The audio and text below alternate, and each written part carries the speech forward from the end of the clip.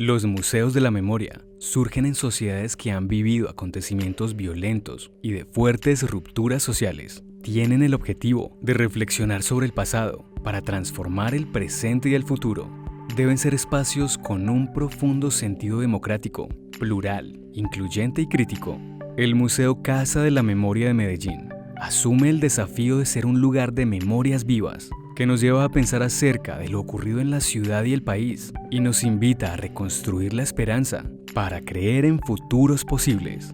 Hola chicos, ¿cómo están? Mi nombre es María Camila López Salazar, soy mediadora del Museo Casa de la Memoria. Este museo es un lugar muy importante para la ciudad, busca ser un espacio también de reparación simbólica a las víctimas del conflicto armado. Surge como un proyecto en el año 2006 en el marco de un proceso del plan de atención de víctimas aquí en el municipio de Medellín. Este espacio se da debido a esas peticiones y luchas de las víctimas por establecer un lugar donde se hable de eso que ha sucedido en el conflicto, de esas violencias que se han sufrido, pero también de las resistencias que han nacido a partir de esos hechos violentos que han ocurrido a la población. No existe un modelo único de museo y mucho menos un modelo único de museo de memoria, pues un museo de memoria surge a partir de unas necesidades y de unas demandas sociales específicas. Es decir, un museo de memoria se relaciona siempre con el presente en el que está situado, no puede funcionar aislado de la sociedad. Entonces, el Museo de Memoria participa en los debates de la sociedad, propone diferentes maneras de abordar las problemáticas de la ciudad y del país en el que se sitúa. El cómo se configura un museo de memoria, lo que presenta y cómo lo presenta, depende también de sus relaciones con el contexto en el que está situado. Es muy importante recordar el nombre de este espacio, se llama Museo Casa de la Memoria. Entonces uno pensaría, bueno, ¿y por qué casa, cierto? ¿Por qué no solo Museo de la Memoria?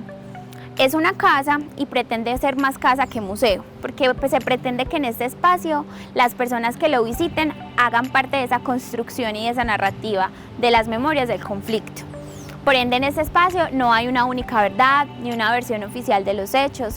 Todas las personas hacen parte de esta construcción de memoria y de estas narrativas del conflicto. De modo que aquí hay multiplicidad de voces, aquí hablan todas las personas interesadas en la construcción de memoria y por ende más que museo es una casa, porque uno en la casa se siente cómodo, tranquilo normalmente y este espacio busca eso, busca acoger a quienes lo visitan, porque como lo dice dentro de la entrada del museo, yo me imagino una casa para conversar porque somos una sociedad que no conversa. Un proyecto curatorial surge primero de una pregunta, de un interés por conocer a profundidad un tema, por responder unas preguntas. Luego viene entonces una investigación curatorial que acota, que delimita el alcance de esa investigación. Y ya luego ese anteproyecto, ese proyecto inicial se deriva en unas investigaciones ya particulares, una investigación curatorial que amplía referentes artísticos y culturales en relación con los temas que se van a abordar. Una investigación pedagógica que también hace un rastreo de referentes pedagógicos para abordar con los públicos. Todas las exposiciones, por ejemplo, en el Museo Casa de la Memoria tienen una intención pedagógica, entonces el equipo de pedagogía desarrolla esos objetivos de la pedagogía y desarrolla una intención pedagógica, mientras que el equipo de curaduría y museografía desarrolla unos criterios curatoriales, los define y el equipo de investigación continúa profundizando sobre el tema que se va a abordar en la exposición. Luego llega un momento de creación en el que se reúnen los diferentes equipos en el museo y trabajan a partir de los hallazgos que se van dando en la investigación y de las investigaciones particulares de la curaduría y de la pedagogía. Y ahí empieza a definirse, a acotarse mejor qué va a ser la exposición. La curaduría entonces en el Museo Casa de la Memoria recoge es más una práctica que se encarga de recoger, de mediar entre los diferentes equipos, recoge los avances de la investigación y propone unas maneras de presentarlos. En ese sentido, la curaduría propone unas relaciones, selecciona, interpreta, propone unos órdenes de recorrido, propone también unos objetos de memoria, propone unas metáforas, unas maneras de que los públicos se introduzcan en los contenidos. En el año 2003 el museo abre sus puertas con la exposición que posteriormente vamos a visitar, que se llama Medellín, Memorias de Violencia y Resistencia. Es la exposición de larga duración del museo. Esa exposición ha permanecido de esta manera desde que el museo abrió sus puertas, ya que es una exposición que busca generar una identidad con el visitante, un lugar de encuentro, y está pensada para que dure entre 6 y 10 años. Nosotros también hablamos de experiencias. Las exposiciones están conformadas por momentos y por experiencias. Una experiencia es un conjunto de elementos museográficos y de piezas de memoria que conforman un conjunto, un cuerpo de sentido, y que se convierte en experiencia solamente en la medida en que los públicos o los visitantes interactúan con esos contenidos y tienen una vivencia que transforma o que les permite comprender más ampliamente un tema. Cuando ingresamos, lo primero que nos topamos en la sala es la experiencia de ausencias. Esta experiencia narra breves relatos de las personas víctimas, sobre todo el desplazamiento forzado y de esos sentires que ese hecho victimizante ha generado en ellas. Desde la nostalgia por el territorio que se tiene que abandonar, desde lo que se tenía en el territorio y se ha perdido a raíz de ese desarraigo, desde lo que se hacía en el territorio, con quién se compartía ese territorio. Ya posteriormente vamos a abordar la experiencia de paisajes nostálgicos. También viene con la misma onda de la experiencia de ausencias, que es buscar rememorar esos territorios que han sido víctimas del conflicto. Se busca rememorar territorios y hacer alusión a lo bellos que son y a que pese a ser tan bellos han sido azotados por el conflicto. Son territorios de Antioquia, la mayoría o casi todos pueblos victimizados, ¿cierto? También se hace una rememoración a cómo el territorio también se vulnera en el conflicto y que con él también se vulneran a las personas y que es un todo lo que se vulnera con el conflicto. Nos vamos a encontrar una experiencia que se llama Palabra de Niño, porque los niños también han hecho parte del conflicto, principalmente como víctimas. Entonces, en la experiencia Palabra de Niño, lo que hace el artista Javier Naranjo es pedirle a los niños que habitan territorios azotados por el conflicto, que definan ciertas palabras cotidianas: amor, hogar, familia, policía, mafioso. Y las definiciones que dan estos niños son bastante interesantes y uno se pensaría, bueno, ¿qué le está pasando a un niño en su vida? ¿Qué realidad vive para definir, por ejemplo, el hogar como un infierno? ¿Cierto? Entonces esa es la reflexión que nos genera esta experiencia. El museo cuenta con 16 mesas temáticas, en este momento vamos a hablar de 3. La mesa de oposición y pluralismo político es una mesa que hace alusión a cómo el conflicto también ha atravesado el ejercicio de la política, ¿cierto?